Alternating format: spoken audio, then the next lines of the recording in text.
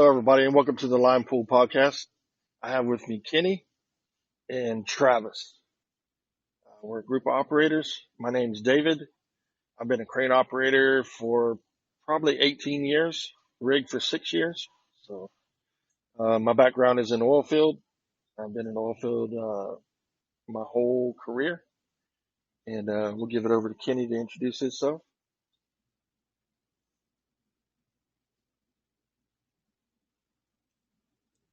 Kenny, you there? Yeah, I apologize. I'm here. I hear you. Yeah, go ahead and introduce yourself.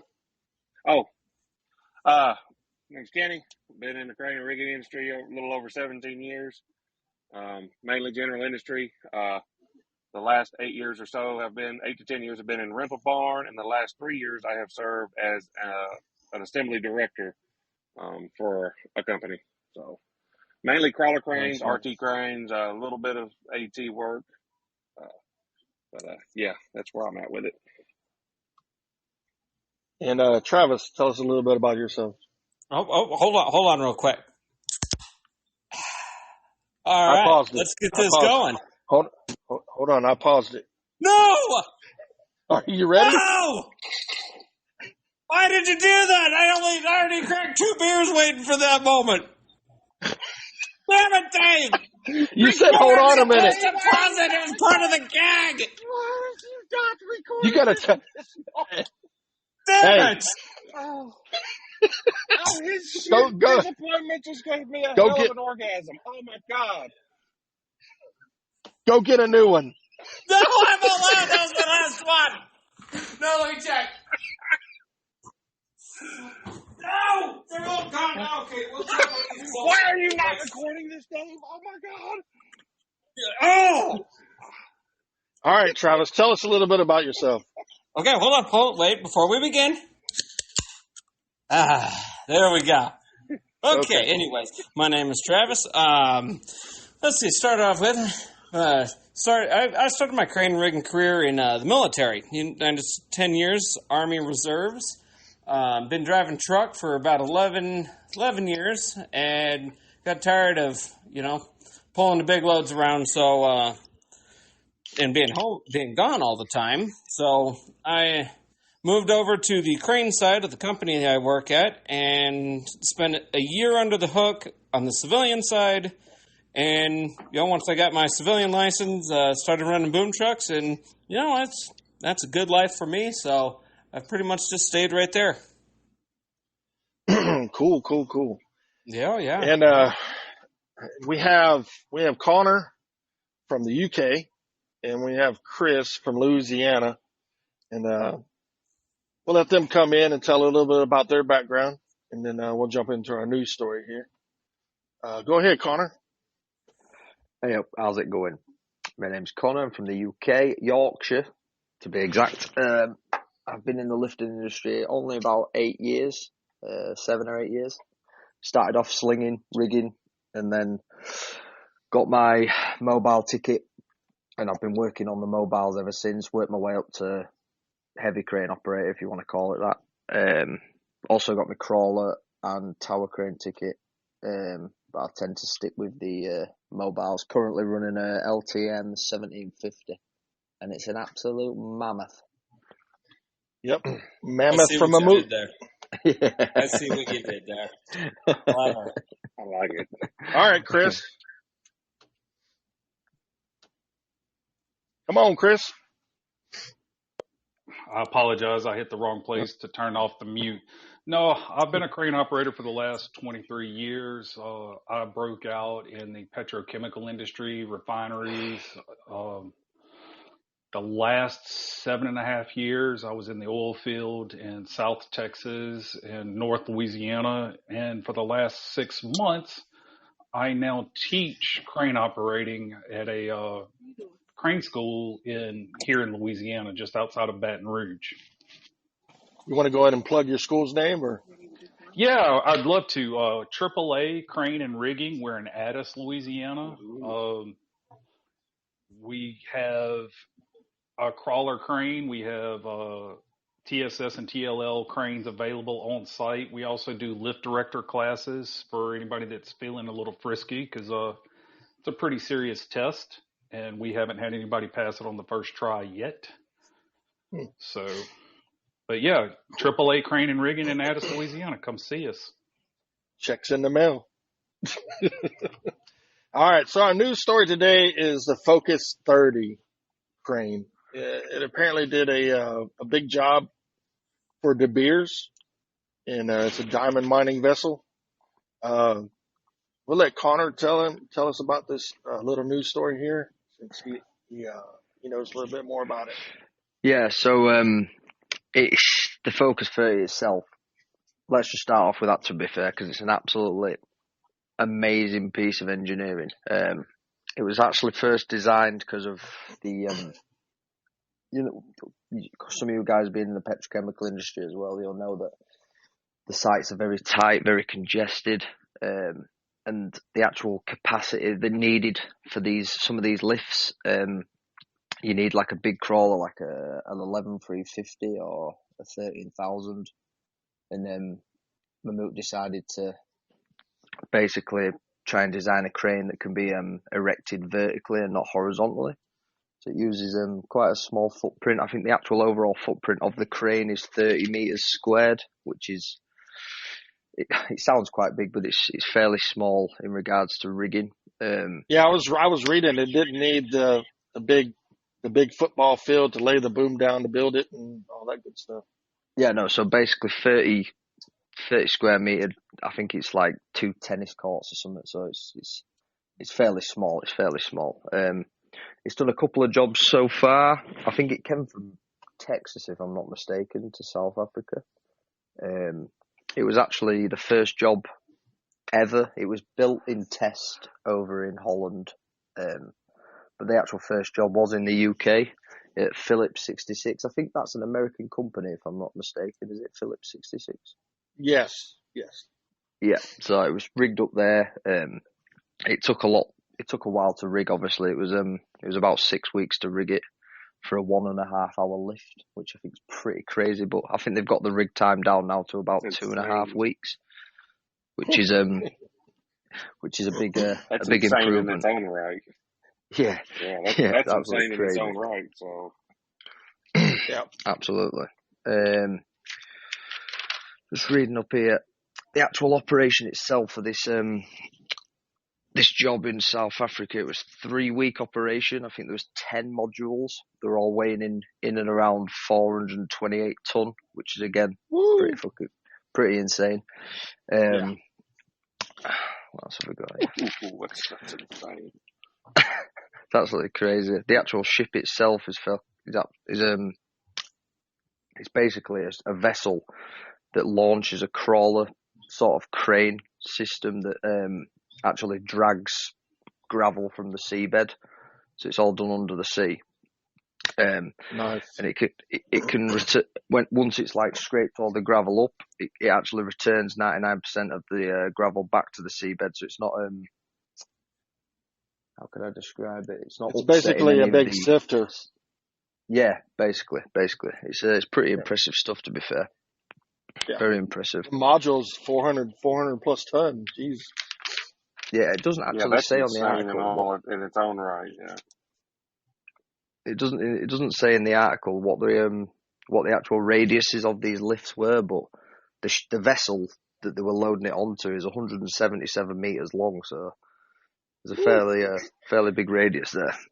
They said in that article that it could sit in one place and reach everything, so it had to have a pretty good radius, working chart radius. Yeah, it's pretty impressive. I think I the max boom would length on be it is. interested to. Go ahead, Connor. I'm Go on, sorry. Kelly.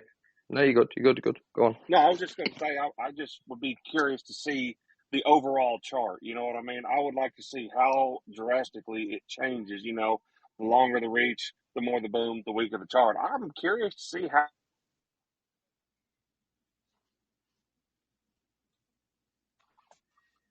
Yeah, I was watching a video on it of how it works and how it built itself, and it's kind of like a jacking tower crane. It'll jack up, slide a piece in, and so forth, so on. and it did the same thing for the gantry part.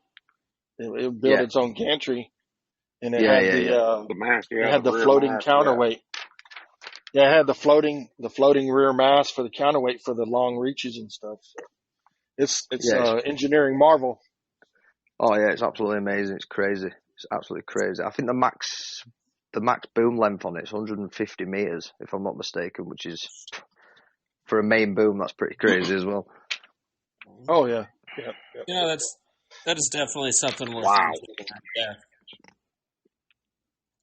Go ahead, Travis. You were saying something.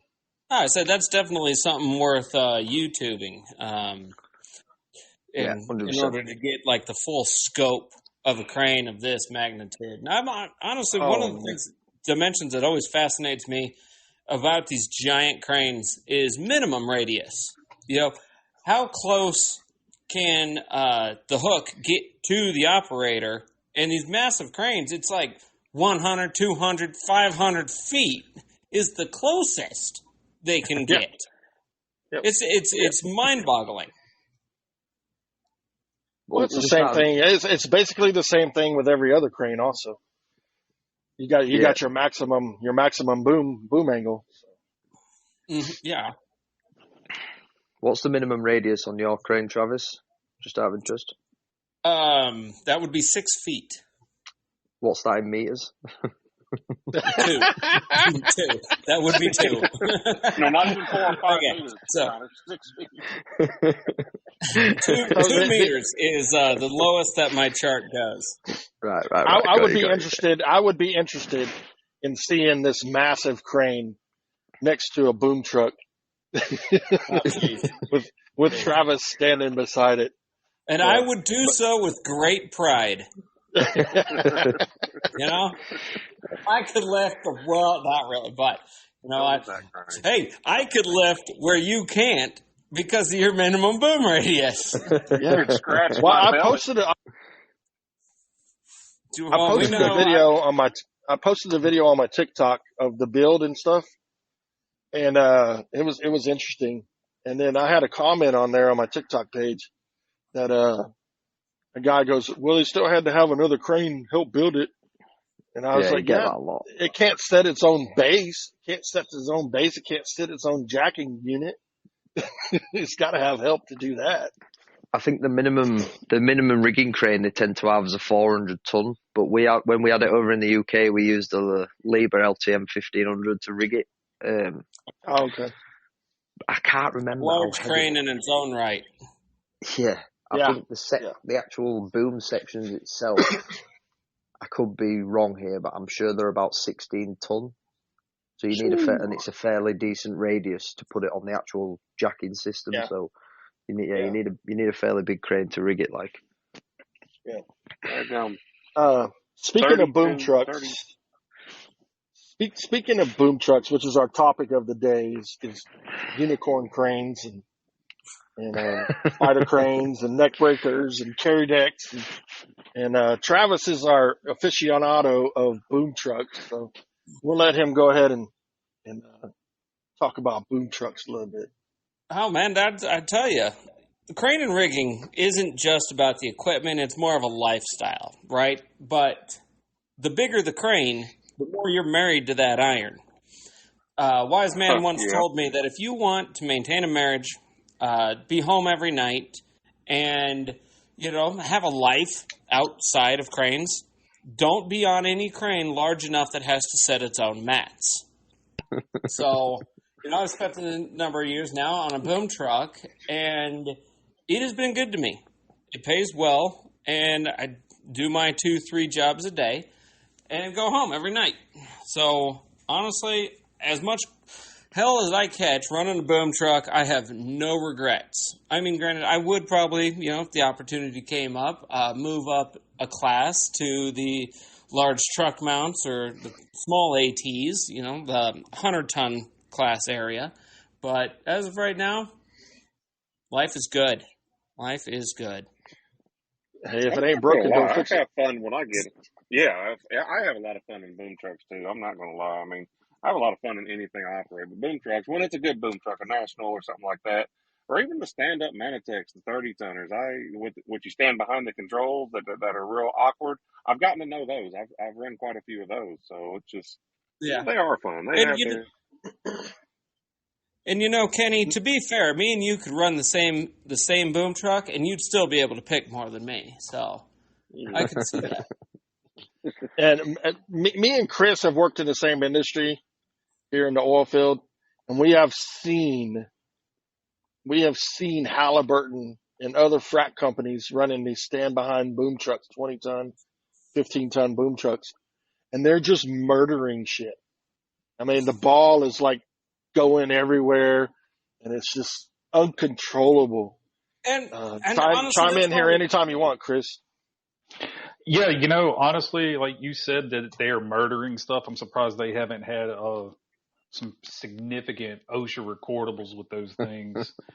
If they're swinging a rack full of Chicksons, when I say it's swaying 8 to 10 feet and there's one guy standing in a mud puddle trying to catch it, yeah, it's bad. Well, this is also why I think the boom trucks are a great starting point for any new operator.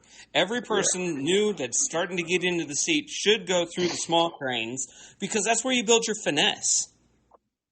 Absolutely.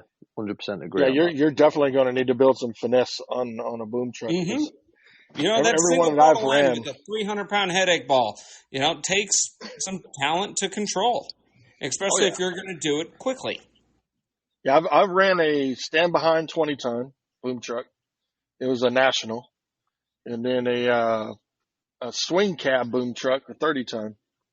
So I've done both the stand-behind and the swing cab. I like the swing cab. It's a lot smoother than the stand-behind. Absolutely. Well, yeah, you can get comfortable. And even say the Manitex, the ones that are really rough. If you figure out the quirks, and all cranes have quirks. I mean, we all give manufacturers grief, but even those, I've gotten to know the Manitexes as well, and their rough swing and their hard stop and swing, and you just figure it out, and hey, it's just another crane. You get in there, get the job done, go back, do something else. It's like you got to build your muscle memory. Learn how to love her. Yeah, it's a lot of muscle memory. I'll tell you that much. So. But of course, in my personal opinion, Manitex is probably the least of the boom trucks. Recently, I just jumped into an Alltech, and it's turning out the new Alltechs are actually turning out to be really impressive cranes. They got a lot of bells and whistles that make life a lot easier, and the one I'm actually in, this particular model, has the Liebherr joysticks in them, which it's such a smooth machine. Now, as I thought you were going to tell us about your window. Yeah, but are you talking the front door or the fact that it's all plastic? Because that is one downside to the Alltechs. Yeah, your front door window. Okay, that door is awesome. When I first saw it, I was like, well, this is stupid. But you know what? I use that door all the time. That's the only one I use now. All right, now I'm going to get on like a normal crane that's got the slide door, and I'm like, what is this? Does it have both options, the front door and the slide door, or is Alltech just got the front glass door that opens, or the front plastic? No, it's Alltech has the front door and the slide door standard. Really? Nice. Really? Mm-hmm. I'm interested Kenny, to go ahead, Connor. Go ahead, Connor. No, sorry, go ahead. I was just saying I'm actually I'm interested to know why boom trucks, and correct me if I'm wrong here, why are boom trucks in the US, are they more preferred than like the small ATs, and why is that? Why do you see a lot of them? Because you hardly get them over here. They're not very common. Is it price, is it? It probably price would be the most driving factor, and also size. Small ATs still don't get small enough. Right. So that way, and like I said, their ATs are expensive. Even if you try to scale them down. And I even would go to the point of saying that, the boom truck technology has come such a way in that they've gotten so large that now they are able to compete with the small ATs in the 60-ton class. And they're also pushing out the truck mounts. mostly Right. due to, I would say, boom length and ride comfort. All right, because I mean, you're riding around in a semi tractor, in a Peterbilt, in a Yeah. Kenworth, Yeah. and they're a modular design, so they're much cheaper. Now, Connor, Right. the truck mount, the TMS, the truck mount slew ring cab, the truck mount Yeah. swing or whatever you want to call it, like a Grove TMS 9000. They ride on the Yeah. airbags on the front, and everybody in here from America knows that if you drive a TMS 9000, that you better have your seat all the way to the floor And wear because your it's going to seatbelt. launch you. It is going to launch you TMS into the roof. 500, Ejecto TMS There- 700, seater there's- curves. TMS 900, That's the 9000. It don't the matter. worst thing ever is have an airbag on a damn truck mount crane. Yeah, I'll tell you all the truck one mounts. more worst thing that on a truck mount. The only other worst thing is when you forget to inflate the suspension, and now you're riding on your tires. then you praise the airbag suspension. Don't ask me how I know that. Yeah. Hey, Kenny, how do you know that? How do you know that? My head hurts. The dent in the top of that 50 ton was.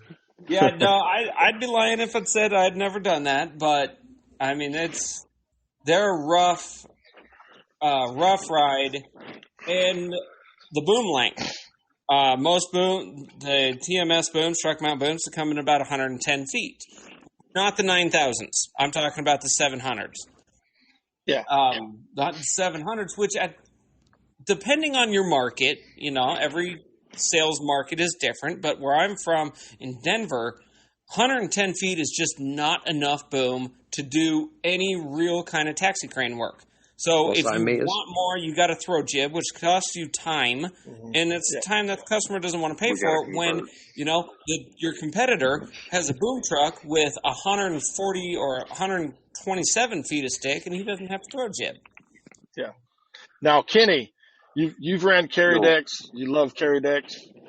So tell us a little bit about the Brodersons and shit like that. Well, they're just stout machines. I mean, they're extremely versatile for getting in small places. You can drive, swing, all the control.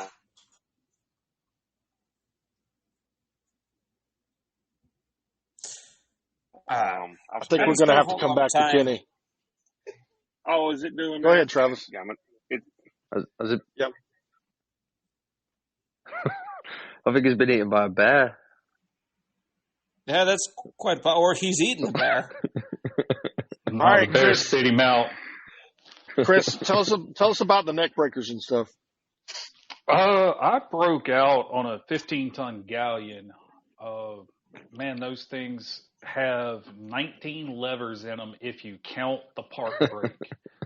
It has 2 swings. It has 2 hoists. It has 2 scopes, or crowds, if you want to call it that.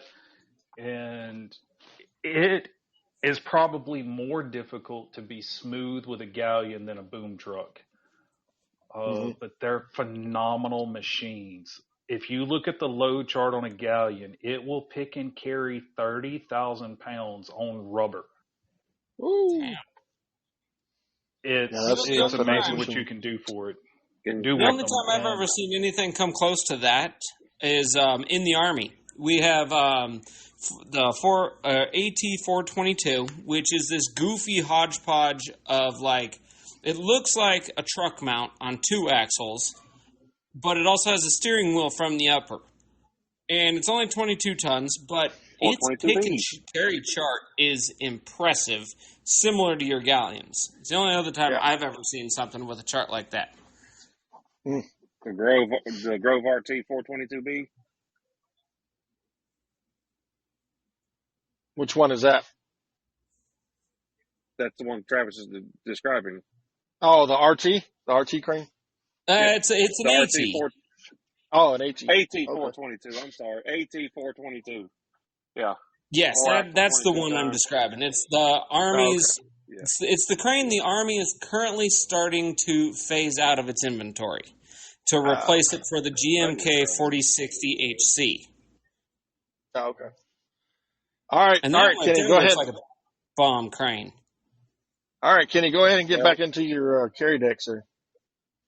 I'll try to talk a little slower and not be as pronounced. Maybe the Wi-Fi will hold up a little bit. The IC200 carry decks is a 15 ton, and I'm telling you, it'll pretty much do its entire chart on rubber. They're stout, extremely Mhm. maneuverable. You can get in tight places, up, down, around. Uh, I've spent a lot of hours on them. If you've got enough hand to run all the controls at the same time, you can do a lot of things with them. The pick and carry, you can Now, 360. I mean, how big do the carry decks go? we've had, I want to say 25 or 30 ton in our yard. Can I just And then can I just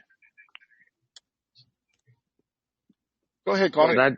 can I just jump in there because for the UK audience that might be listening, because I certainly have no idea what a carry deck is. Can you explain Carry that to me? deck is a little industrial crane. It's anywhere from, they have them that are 2 ton up to upwards of 20, 30 ton. They're Right. fixed cab, meaning the boom rotates, but the cab does not. There's a couple different Oh, styles. The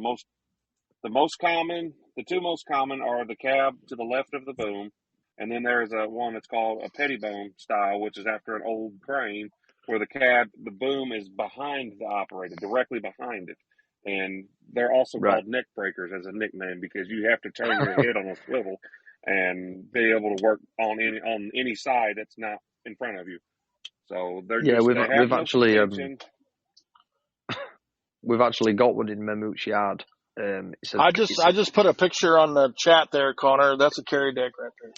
yeah, we've got one in the yard. It's a Coles, which I believe used to be Grove. Is it? Do you get Coles over there? KOHLS. No, just like COLES, Coles. Oh, It no, look I've never heard of them. nice. Yeah, it looks exactly like the picture you've just pulled there. Yeah, but yeah, I get what you mean now. I'm in the loop. I'm in the scope. Oh, okay. But I've never operated one. I've like I say, I've never operated a Well, truck mount. I started out just on the small ATs. Grove, 35 ton Grove was the first crane I ever operated, or Okay. 55. I can't remember. Now, Yeah. Travis, you have operated a variety of small cranes. I have. What is the smallest crane you have ever ran? I would probably say that would be a spider crane. Normally, the normal spider crane that I get is a 17 ton, and it's the largest spider crane that there is, and it has actually has a seat that you could sit on. But I've gone down to 5 tons, unless you want to talk about the crane that mounts in the bed of a pickup truck that you kind of just swing over and you turn the crank and it, pick up to get like barrels and stuff in the back of a truck. Like a Then wheelchair that'd be lift. 2,000 hydraulic pounds. engine horse. See? Yep, there you go. Yeah. So what's the Engine versatility of a spider crane? Right. What are its applications? Oh god, spider cranes, that's the go anywhere. All right, I have taken a spider crane that was 36 inches wide through door frames, through carpeted office buildings, in order to get back into the boiler rooms, in order to pull, they're not heavy in the world of cranes, but they're heavy for a dude to pick. Like valves, motors, little electric motors, stuff like that is really where the spider cranes excel. Plus, they have Now I've seen them. tiny I've footprint. seen them in building constructions, multi-floor buildings. I've seen them in there picking up windows and stuff like that. Yes. I've seen them used like that, and drywall and all kinds of crap like that. Mm-hmm. They use them over here in like shopping centres, for like big signs and stuff like that. So you can get them into like big indoor shopping centres and stuff. That's the most. Or lifting like panes of glass. I've seen a couple of them being Nice. operated like lifting panes of glass and stuff and mainly sign work and stuff, because obviously they're not the biggest capacity. I think I actually have a ticket for one, but I've never used it. Now, Chris, what's the smallest crane you've ran? Oh, goodness. Broderson actually makes one that is so small, it's a stand-up. It has one outrigger over to the left. It only rotates to the left. Jesus. It's great in these refineries. Like you say, if you need to go pick up a pump or a motor for some millwrights to swap out, but your reach is probably 15, 18 foot max to be able to pick anything up, but it only has one outrigger. That's the smallest.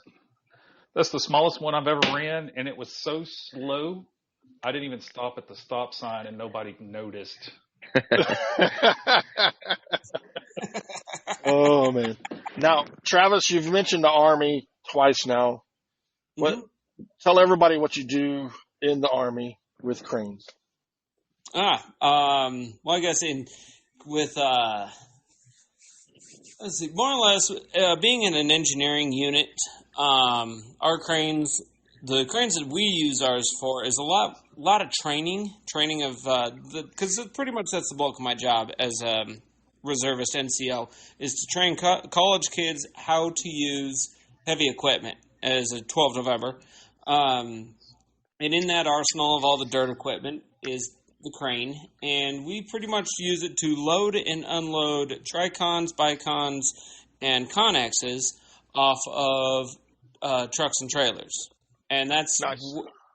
What mostly that I'm teaching younger soldiers the basics of crane and rigging. Nice. And like I said, the AT-422 is currently being phased out because the Army realized that 22 tons really does not get you a lot of crane. Contrary to popular belief, a crane's sticker capacity is not a crane's practical capacity. Now, for everybody listening, capacity, just because the crane says it's a 1,000 ton crane, doesn't mean it's going to pick up 1,000 tons. Or like an AT, like the crane I'm running is 165 ton. It's not going to pick up 165 ton with all the boom out and all this. It's all the way sucked in and all the way boomed up is max capacity. The best way that I was told to look at it was, imagine if my license plate weighed the sticker capacity of the crane.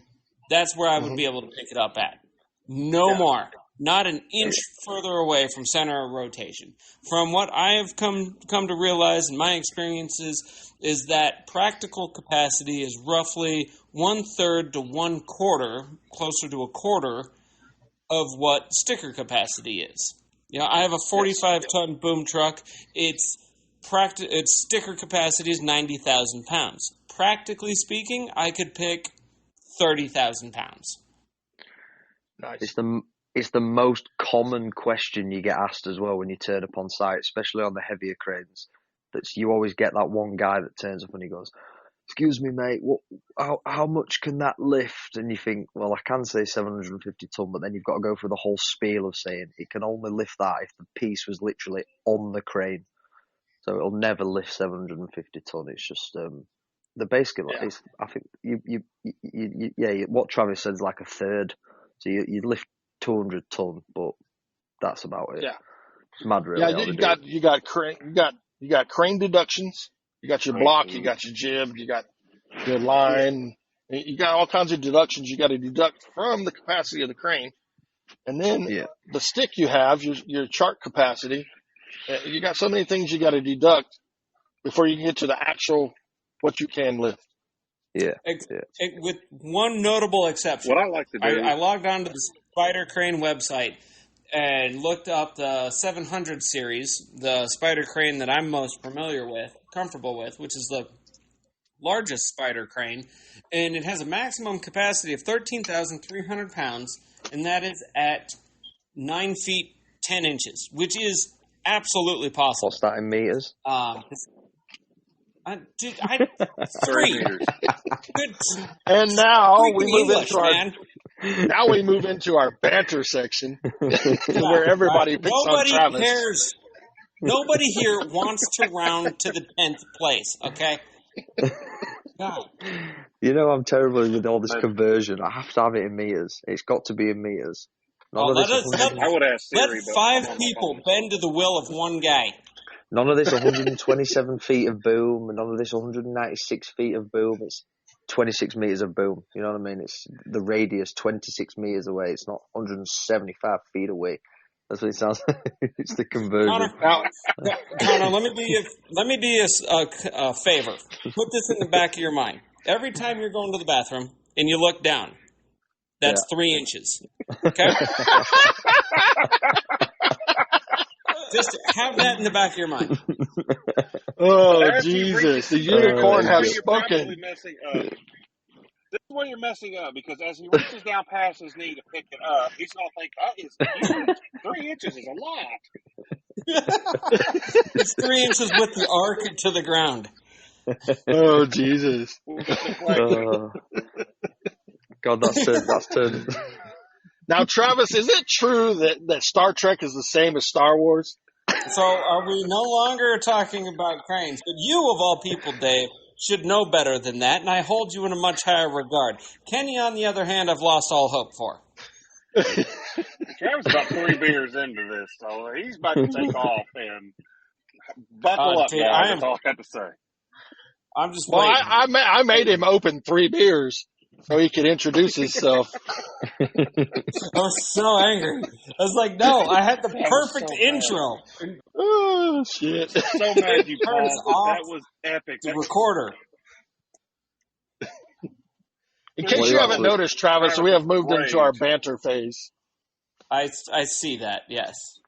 What are you actually drinking, Travis? What is it? Kyle's Killer It is Lemonade? a Bush Latte. Right. A Bush Latte. Yes. I thought it was a Kyle's Actually, Killer. It's not a Bush Light, it's a Bush Full. Because, everybody wants to have a full Bush. That is a millennial drink if ever there was one. Yeah. No, it's I the don't drink know. of a hard-working American. That's why Connor's never heard of it. Chime in here, Chris, anytime you want, man. Free fire. I'm surprised he's not drinking Zima, to be honest.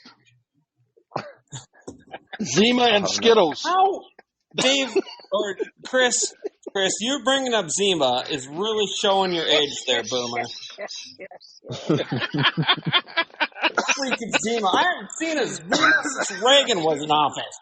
The best part about this, it's usually me getting Travis worked up. Okay, Now, maybe Kenny, not is it Reagan, true? but- Is it Kenny? Is it true that you lost a bet to Travis and that's why you cut your mullet off? Absolutely. Don't listen to it. It's absolutely true. No. Yep. Oh, What was shit. the bet then, Travis? What did we bet? Because we didn't. I don't think you would want to let that personal information out in the world for everybody to see, Kenny. I'm doing you a favor. Now, here comes our inaugural episode. Kenny, fire away with your picking in the blind. Picking in the blind? Ooh, this is going to be fun. So, all right, picking in the blind question, fellas. Are you ready? Drum roll, please. Go for it. I'm like Shoot looking from at the hip. my paper like I've got it wrote down. But anyway, yeah. So, should you describe what You're picking in the walking blind your dog. is? All right, picking in the Okay, blind. Picking in the blind. Picking in the blind. Go ahead, Dave. No, go ahead, Kenny. This was his Picking in the idea. He blind, finally so- came up with one. Jesus, I can't describe a thing when you're talking. Picking in the blind is a term that we use in the crane and rigging industry because a lot of times our hooks and our tips of our booms will disappear from us, and it's called picking in the blind. We can't see. We rely on radio communication. So this segment is called picking in the blind. You don't know what the question is about to ask, and all answers have to come from the hip, and it could be anything. Within reason. So my question for this segment of picking in the blind is: you are on a nature walk in a nature trail, walking, nice trail. You have your dog with you. The dog takes a big healthy dump. Now the park rules say you must bag it and trash it, but you're in a nature trail. There's woods all around you. Do you grab a stick and fling it in the woods, or do you follow the rules? Go. I leave it where it lies. Yeah, I'm with Chris. I stick and fling it.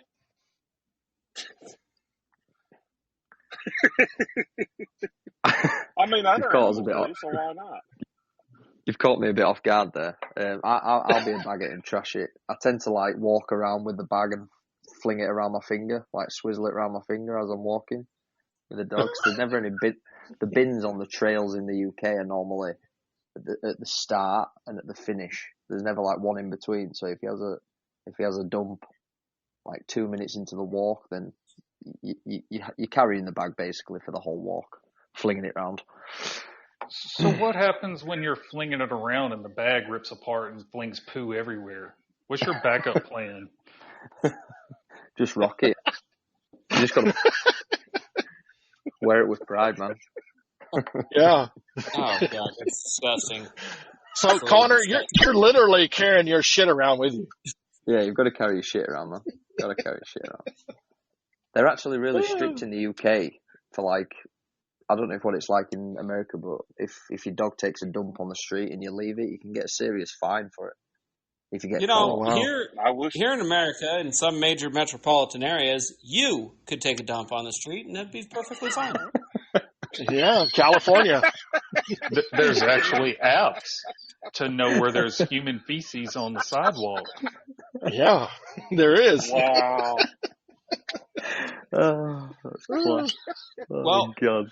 Anyways, to answer your question, I don't have a dog. I have a cat, and I've actually tried to take my cat on a walk. Did not work. Did not work at all.